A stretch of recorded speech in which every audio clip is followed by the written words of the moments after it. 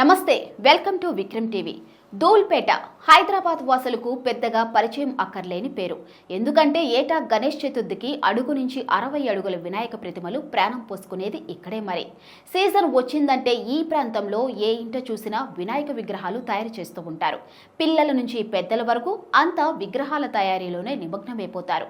గణేష్ ఉత్సవాలకు మరో 2 నెలలు మాత్రమే గడువు ఉండటంతో ప్రస్తుతం ధూల్పేటలో వినాయక విగ్రహాల సందడి నెలకొంది. ఏటా రాష్ట్ర వ్యాప్తంగా వైభవంగా జరుపుకునే పండుగ దసరా అయితే హైదరాబాద్ వాసులకు మాత్రం గణేష్ చతుర్థే పెద్ద పండుగ. బోనాల పండుగలో మహిళలు ప్రముఖ పాత్ర పోషిస్తే గణేష్ పండుగను మాత్రం ఊరూరా కులమత భేదాలు లేకుండా ప్రతి ఒక్కరూ కలిసి జరుపుకుంటారు. ఇంటింటా చందాలు వేసుకొని గణేశుడిని ప్రతిష్ఠించి నవరాత్రులు పూజలు చేసి డప్పు చప్పులతో ఊరేగించి నిమజ్జనం చేస్తారు. మరో 2 నెలల్లో ఈ ఉత్సవాలు రానుండటంతో నగరంలో లంబోదరల తయారీలో కార్మికులు నిమగ్నమయ్యారు. మారుతున్న ప్రజల అభిరుచులకు అనుగుణంగా కొత్త రూపాల్లో బొజ్జ గణపయ్యలను తయారు చేస్తున్నారు. అడుగు నుంచి 60 అడుగుల వరకు ఎన్నో ప్రతిమలు వారి చేతిలో ప్రాణం పోసుకుంటున్నాయి. ముందు కంటే ఇప్పుడు రేట్లు చాలా పెరిగిపోయాయి. ఒకప్పుడు ₹1,00,000 ఉన్న పెద్ద గణేష్ విగ్రహాలు ఇప్పుడు 2 లక్షలు పలుకుతున్నాయి.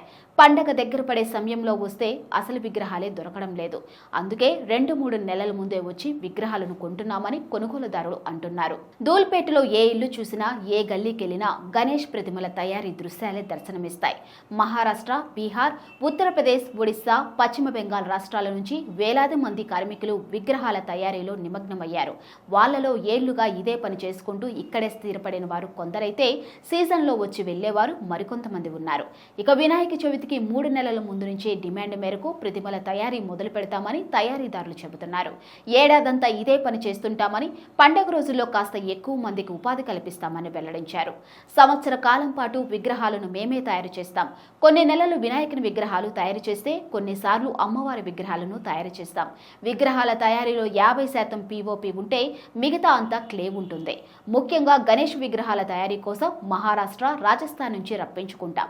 ముడి సరుకు కూడా అక్కడి నుంచే తీసుకువస్తామని నిర్వాహకులు అంటున్నారు.